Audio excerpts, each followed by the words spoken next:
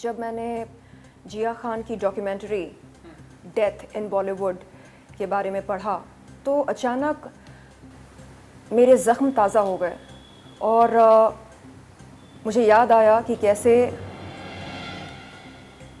साजिद खान ने अप्रैल 2005 में मेरा यौन शोषण किया था। लोग पूछते हैं 2005 की बात आप आज 2021 में क्यों कर रही हैं, क्यों बता रही हैं। इन लोगों को बता दूं कि बड़ा मुश्किल होता है इस तरह की बातें पब्लिक डोमेन में रखना। 2005 में मैंने अपना बाप खोया था। एक न्यूकमर थी मैं बॉलीवुड में, मुंबई नगरिया में। ये उम्मीद रखना एक 20 साल की लड़की से जिसने अपना बाप खोया हो और जो एक न्यूकमर हो कि वो ऐसे हादसे के बाद पुलिस में रिपोर्ट लिखाए या मीडिया को अपने इस अनुभव के बारे में बताए, बहुत ही अनरीजनेबल होगा।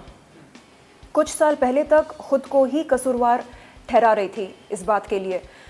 मुझे लगता था कि अगर मैं साजिद खान से मिलने नहीं जाती तो शायद ऐसा कुछ नहीं होता। और कई महिलाएं ऐसा ही सोचती हैं, वो खुद को ही दोषी ठहराती हैं अपने यौन शोषण के लिए। कुछ साल पहले जब मुझे पता चला मी टू मूवमेंट के चलते कि साजिद खान ने सिर्फ मेरा ही नहीं बल्कि और भी कई महिलाओं के साथ गलत किया, तब जाकर मैंने खुद को कसूरवार ठहराना बंद किया। तब जाकर मैंने ये माना कि नहीं, कसूर मेरा बिल्कुल नहीं था। मैं अगर नहीं जाती तो मेरे साथ बिल्कुल नहीं होता जो हुआ है, लेकिन किसी और के साथ होता, किसी और का शोषण होता। तो बात यहाँ पर मेरा, उसका, इसका, तेरा बिल्कुल नहीं है। बात यहाँ पर हम सब की है। तो आज मैं आपके सामने बैठी हूँ इसलिए नहीं क्योंकि मुझे साजिद खान को सबक सिखाना है, नहीं, इसलिए क्योंकि मैं सोशल अवेयरनेस क्रिएट करना चाह रही हूँ। मैं चाहती हूँ कि आगे चलकर किसी भी महिला का शोषण ना हो बॉलीवुड में, किसी भी महिला का फ़ायदा ना उठाया जाए, ख़ास तौर पर उन महिलाओं का जो छोटे शहरों से आती हैं बड़े सपने लेकर। ये मेरा उद्देश्य है।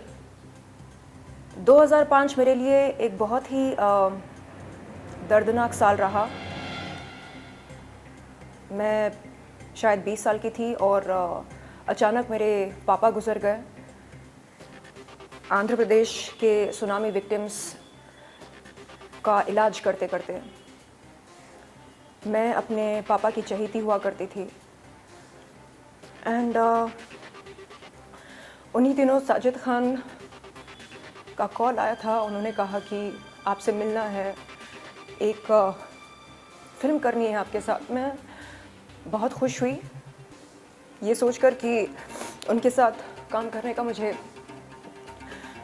अवसर मिलने वाला है, और उनके पास गई।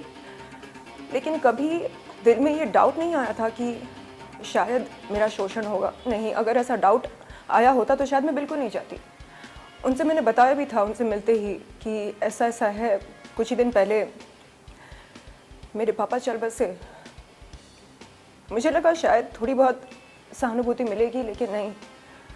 लोग कहते हैं ठीक है ना, लिंक दिखाया तो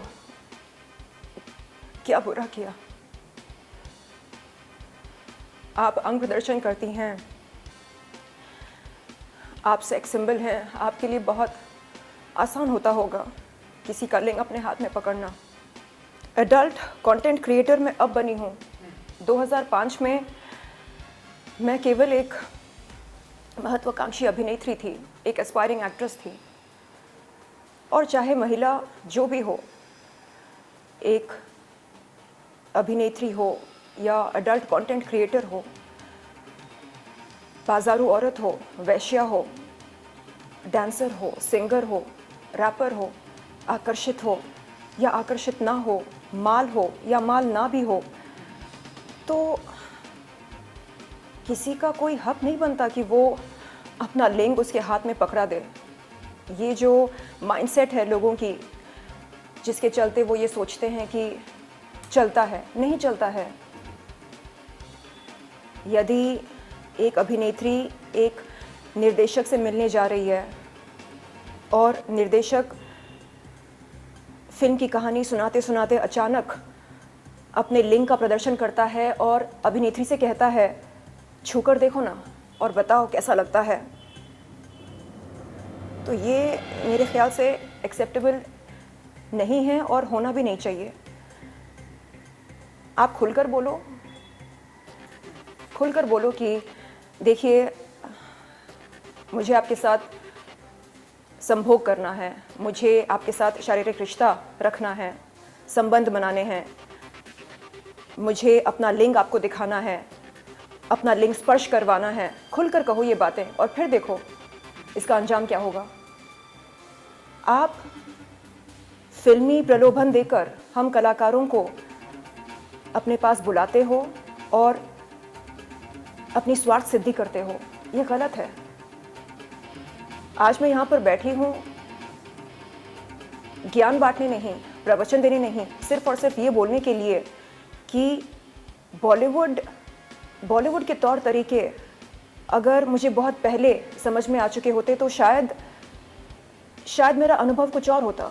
लेकिन न्यू कमर्स को कोई बताता नहीं है कि देखो डिनर के कई सारे मतलब निकलते हैं, बच कर रहना। देखो कोई निर्देशक या निर्माता अपने पास बुलाए काम के लिए तो अकेले मत जाना, साथ में बॉडीगार्ड को लेकर जाना। इस तरह की ट्रेनिंग हमें कोई देता नहीं है। आज मैं एडल्ट कंटेंट क्रिएटर बनी हूँ, इसका पूरा श्रेय मैं बॉलीवुड को देना चाहूँगी। बॉलीवुड ने मुझे एक एडल्ट कंटेंट क्रिएटर बनाया है। मैं तो यहाँ पर सिर्फ एक हीरोइन बनने आई थी। बॉलीवुड ने बताया कि हीरोइन बनने के लिए नमक का होना बहुत ज़रूरी होता है। मैं समझ नहीं पाई कि नमक एक्चुअली होता क्या है। नमक का सेवन तो हम सब करते हैं, तो फिर ये किस नमक की बात करते हैं। धीरे धीरे समझ में आया कि इन्हें एक्स फैक्टर की ज़रूरत होती है। मुझे याद है जब मैं बॉलीवुड के लीडिंग यानी मशहूर निर्देशक निर्माताओं के पास काम मांगने जाती तो वो कहते आप में वो बात नहीं है। और मैं उनसे पूछती सर कौन सी बात नहीं है, बताइए ना। नहीं, वो बात नहीं है जो सनी लियोन में है। अच्छा, ऐसी कौन सी बात है जो उनमें है और हम में नहीं है? नहीं, वो एक मशहूर पॉर्न स्टार हैं। आप कौन हो? आप तो एक मामूली एक्टर हो। आज मैं उन सब से पूछना चाहती हूँ कि आज आपकी क्या राय है मेरे बारे में। लो बन गई मैं आपकी अपनी देसी सनी लियोन। अब क्या कहना चाहेंगे आप? बात घूम फिर कर ये बनती है कि बॉलीवुड जैसे इंडस्ट्री में इतना दोगलापन क्यों है? यानी जो दिखता है वैसा होता क्यों नहीं है? इनका फंडा ये है, बद रहो लेकिन बदनाम मत रहो। खुले में डिप्रेशन के नारे लगाओ। बंद कमरे में अगर माल का सेवन करना हो करो, बेशक करो। खुले में फैमिली सेंटिमेंट्स की बात करते हैं और बंद कमरे में लिंग स्पर्श करवाना चाहते हैं। क्यों?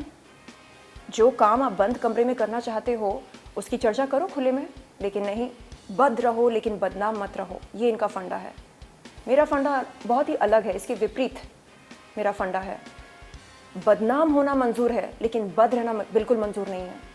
मुझे बद नहीं रहना। मैं धूम्रपान नहीं करती, मैं शराब नहीं लेती, शराब नहीं पीती, मैं माल का सेवन नहीं करती हूँ, मैं धूम्रपान नहीं करती। लेकिन आप मुझे अपना आदर्श नहीं मानेंगे। क्यों? क्योंकि बद नहीं हूँ तो क्या, लेकिन बदनाम तो हूँ। ये फंडा मेरी समझ के बाहर है और इस तरह की घटिया सोच को मैं फ्लश करना चाहूँगी।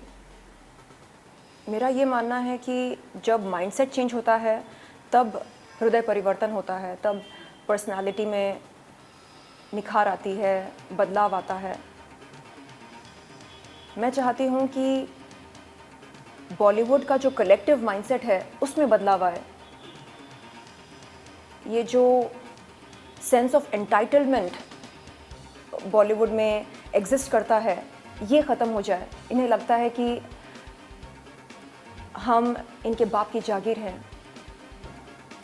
जब मन चाहा अपना लिंग दिखाते हैं, जब मन चाहा अपना लिंग पकड़ाते हैं, जब मन चाहा डिनर के लिए बुलाते हैं। तो ये जो माइंडसेट है इनका, इसे बदलना होगा। और बदलाव कब आता है? जब हम हम बात करते हैं, हम चर्चा करते हैं उस विषय पर, तब अवेयरनेस क्रिएट होती है और तब बदलाव आता है। तो आज उसी उद्देश्य के साथ मैं यहाँ पर बैठी हूँ। मेरा उद्देश्य ये नहीं है कि उसे जेल हो जाए। चलो ठीक है, जेल जाकर बाहर निकल कर आएगा वो, कभी ना कभी तो उसकी सज़ा ख़त्म होगी, वो बाहर आएगा जेल से। उसके बाद क्या? साजिद खान जैसे कई लोग हैं इस समाज में, समाज का हृदय परिवर्तन हो। आप बोलते हैं अरे ये देखो, जो लड़की खुद अंग प्रदर्शन करती है वो बात कर रही है समाज में बदलाव लाने के लिए। हाँ, अंग प्रदर्शन करती हूँ मैं। कहाँ करती हूँ? अंतर्राष्ट्रीय अडल्ट वेबसाइट पर करती हूँ। अगर आपको पसंद है, आप आएँ, सब्सक्रिप्शन लें और अडल्ट कंटेंट देखें मेरा। किसी के जज्बातों के साथ खिलवाड़ नहीं करती हूँ, इलीगल पदार्थों का सेवन नहीं करती हूँ, मर्डर नहीं किया किसी का, कोई बैंक नहीं लूटा मैंने, अपने टैक्सेस टाइम पर पे करती हूँ। तो दिक्कत क्या है? नहीं, आप कैसे बात कर सकती हैं? क्यों ना करूं मैं? नहीं, आप कैसे उंगली उठा सकती हैं? क्यों ना उठाऊं उंगली? क्योंकि मैं अडल्ट कंटेंट क्रिएटर हूं, इसका मतलब मेरी कोई इज्जत नहीं है, मेरे कोई उसूल नहीं है, आदर्श नहीं है? शर्म तो आपको आनी चाहिए, क्योंकि डबल स्टैंडर्ड्स आपके हैं, मेरे नहीं है। दोगलापन आप में है, मुझ में नहीं है। मैं खुली किताब हूं। क्या आप बन सकते हैं खुली किताब? नहीं, आप नहीं बन सकते, क्योंकि आपको पसंद है बदनाम नहीं रहना, और आपको पसंद है बद रहना, यानी छिप भी अपनी, पट भी अपनी। मुझे नहीं पसंद इस तरह जीना, एक नकाब पहनकर जीना मुझे नहीं पसंद। तो मैं चाहती हूं कि जल्द से जल्द उन तमाम लोगों के नकाब उतारे जाएं जो ये दिखाते हैं समाज को कि वो शरीफ हैं। जिस दिन शराफत का नकाब उनका उतर जाए ना, तब समझ में आएगा समाज को कि बॉलीवुड में शराफत कितनी है। इतनी कम है कि आपको ताज्जुब होगा, आपको शर्म आने लगेगी ये जानकर कि बॉलीवुड असल में कैसा है।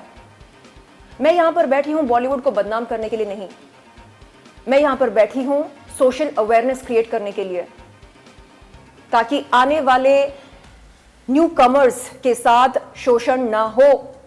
वो सतर्क होकर अपने प्रोफेशनल मीटिंग्स के लिए जाएं, वो जान लें अच्छी तरह से कि यहां पर क्या क्या हो सकता है और क्या क्या हुआ है।